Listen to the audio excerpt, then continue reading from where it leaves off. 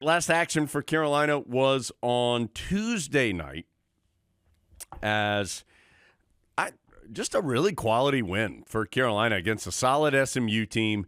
Tar Heels lead the entire game and end up winning by 15. They led by as many as 25 in the game. Kind of didn't look real good. Carolina was trying to find this balance of burning some clock and still playing offense down the stretch that didn't look real good. But overall, a very quality performance. And Adam, a couple things about it.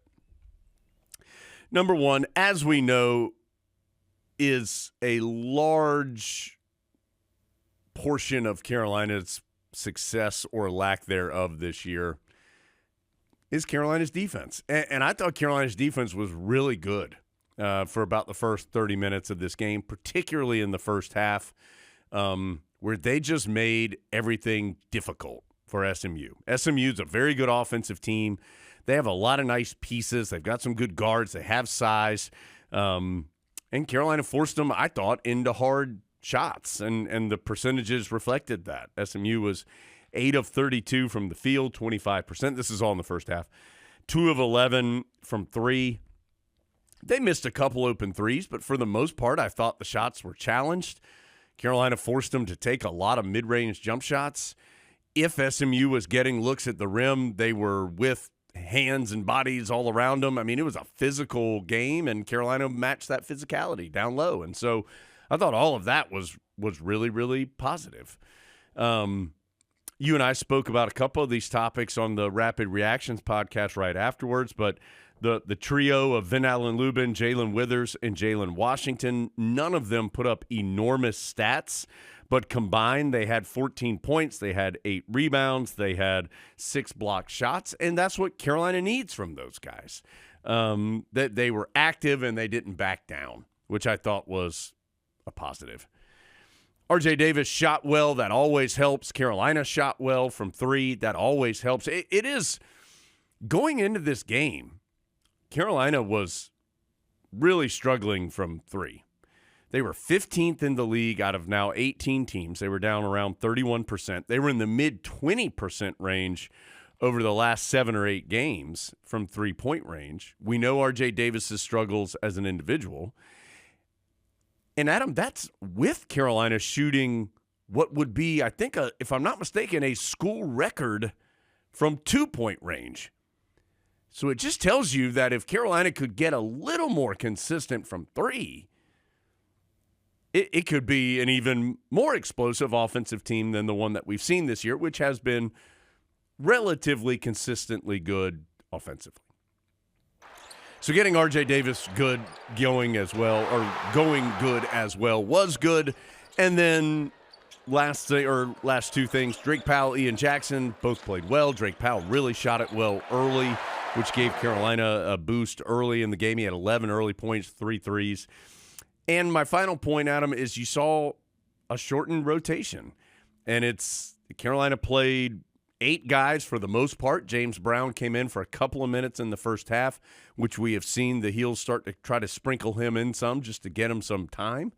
But for the most part, it was the 5 guys who started, which in this game was Cadeau, Davis, Jackson, Powell, Washington, and then Trimble, Lubin, and Withers off the bench, and that was it.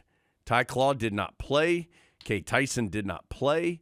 And that's not to say they'll never play again, but I think it is to say that Carolina is narrowing its focus as far as its rotation, which is a natural thing to occur as you start to get to this time of the year.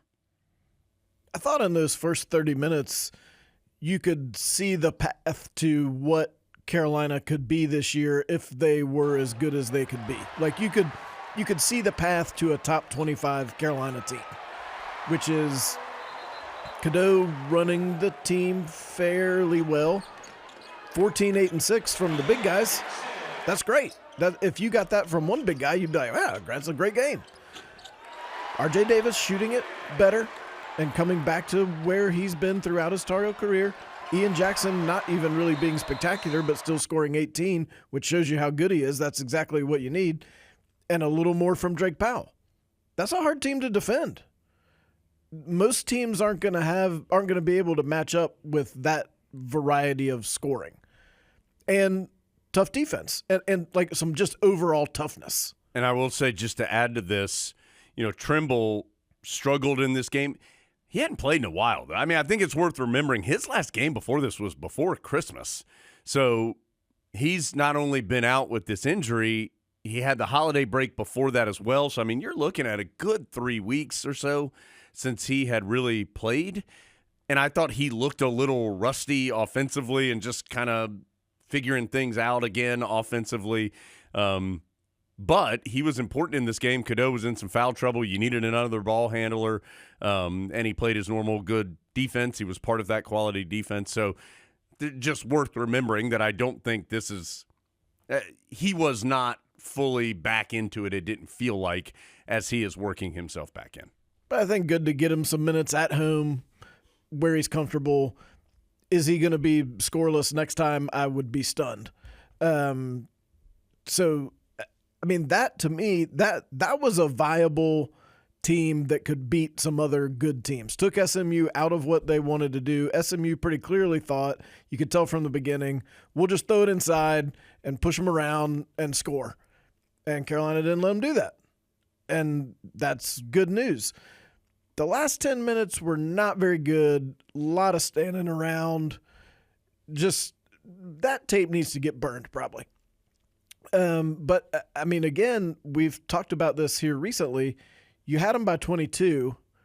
You still beat them by 15, but remember, margin of victory does matter. And we're starting to see the ACC sort of kill itself in the net. Like, for just an example of how dumb this is, Louisville beat Clemson, which we think was a good win, and dropped one in the net.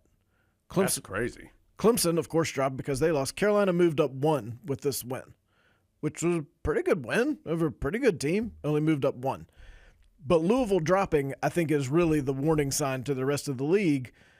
Unless you beat a Duke or maybe like a Pitt on the road, you're not going to get a very big boost. And so if Carolina is going to – the hope is the Tar Heels just win all the rest of their games and none of this matters because they move up so high in the net that the net doesn't matter. That's what happened last year. The ACC being bad didn't matter because Carolina had already stacked up some statistics. But if you're going to be in this like 30-ish range, 25 to 35 in the net, margin of victory is going to matter because every single one of those spots is important. So if you get up by 22, you need to win by 30. You don't need to win by 15. And that's what happened, which has happened to the Tar Heels a couple times this year. But again, that big-time first world problem because Carolina did win an ACC home game by 15. It's just something to think about. Yeah, I also thought, I mean, SMU very clearly, in addition to what you said offensively, they came out in that zone. And, I mean, I don't think that's a bad coaching decision. I mean, we just talked about Carolina's shooting percentages have not been great. But Drake Powell was really important in that regard. Carolina I thought, did a nice job getting open looks, which quite honestly, at least in my opinion, there have been some times where they've had to settle for challenge shots. I think Carolina does a pretty decent job of getting open looks. It's just a matter of making them. And Drake Powell made his first 3 threes in this game off good motion and movement from Carolina against that zone. And eventually SMU had to get out of it because Carolina was shooting well enough. R.J. Davis was shooting well. He ended up 3 of 6 from 3. Drake Powell was 4 of 6, and Ian Jackson was 3 of 7. So they had guys who were knocking in some shots that forced SMU out of that zone and to play more man-to-man. And Carolina continued to do a nice job, again, until that final 10 minutes where Carolina felt like kind of too early went into trying to kill the clock and then lost all its rhythm offensively and just didn't look the same. But, again, as Adam said, you win by 15 at home. A solid victory for Carolina against a team I think is going to be a front half of the ACC team. Now, I don't know how much of accomplishment that is, but I do think they're an upper half of the league team, a team that had some nice wins on its resume previously, but a rough stretch for them. They lose by over 20 to Duke. They're down by 25 in the second half to Carolina, lose by 15. So they've gone through a hard stretch. I would guess they're going to bounce back, but overall, nice victory for Carolina against a solid team. I don't think Drake Powell's going to make 4 out of 6 threes in every game, but I do think he can replicate. I think he was 2 of 7 from 2. He can get those 7 2-point shots pretty much anytime he wants, and when he starts making 4 or 5 of them, I think that makes Carolina a lot better and makes some other guys more open. And he talked on the radio after the game about how Sean May's been important to him, and Drake said he felt like when he had been making those cuts to the basket, he hadn't really been doing them to score. And Sean May's been telling him those are scoring cuts. Do it as though you intend to score. And as he does that more, I think he's going to realize, oh, I can do that here too. And that'll help Carolina's offense. Adam is firmly on the Drake Powell train. Drake Powell's going to be a star. Yeah, there's no question that Adam is on the is in the Drake gang. 5 years from now, we're going to be amazed that Ian Jackson and Drake Powell were on the same team. Yeah. Both of those guys, very good players. And Adam, 35 minutes for Drake Powell, 34 minutes for Ian Jackson. It seems as though the Carolina coaches agree that those two guys need to play. And just because they didn't play 35 minutes in the very first game of the season doesn't mean they weren't playing or they weren't part of the process, or it's not unusual for a freshman to maybe take a couple of weeks to figure it out. But I mean, Ian Jackson's played more than 30 minutes in 5 or 6 straight games now. I mean, these guys are playing. They are going to play because they have the most talent on Carolina's team. And I think Carolina is at its best when those guys are out there. Yes. I mean, there's just no doubt. One other thing about Ian Jackson that I will say that I like. He had 7 rebounds in this game. He was active in that regard. And there was a play in the first half, and we talked about it on the radio. He was struggling to shoot early in this game, and a lot of guys were shooting, and Carolina was scoring a lot of points, but he wasn't scoring at that moment. And again, he finishes with 18. I think he had missed a shot. Carolina had gotten the offensive rebound, and it ended up back to him. And he drove into the lane to about the ACC logo, and he could have forced up that shot, and he may have made it. Ian Jackson is good enough to pull up and make a 12-foot jump shot, and he, I'm sure, wanted to score and was frustrated that his first 4 or 5 shots didn't go in. But you know what he did? He jump stopped, and he kicked it out to R.J. Davis, who was wide open, and R.J. Davis knocked in a 3. And I just thought that was a mature play for somebody, and we've talked about it before. I mean, he gets up shots. He had 11 shots in this game. He had, I think, 18 against Notre Dame. But rarely do I feel like Ian Jackson is hunting his shot because he wants his shot. We talked about this the other day. Maybe once against Notre Dame, but at that point he was on fire, and you just kind of give him that opportunity to see if he's still on fire. I don't know what I guess maybe when Ian Jackson was coming in, I thought we would see more of that but he's just been more mature, I think, than I thought he would be. And that's not something, it's just because he was highly touted, top 10 freshman coming from Jelly Fam. You would think he may want to do that, but he doesn't do that. And that's been impressive to me. Let's just talk about our favorite Ian Jackson plays. Remember those guys? Yeah. About his 7 rebounds, I think there's a perception, those are probably 3-pointers that bounced long to him. A couple of those were contested among tall guys. Yeah. And then the other play that I loved was after the big guy put him in the hammerlock and threw him to the ground and got called for a flagrant 1. That would be Yigatolu. Exactly. The very next play, Ian Jackson gets the ball and took it right back at him. Yeah. And drew another foul. A normal player, which I think was his fourth at that point. Yeah, got him out of the game. A normal player could have been forgiven for saying, I just took kind of a hard fall, maybe a mid-range jumper on this one. But Ian Jackson's from the Bronx.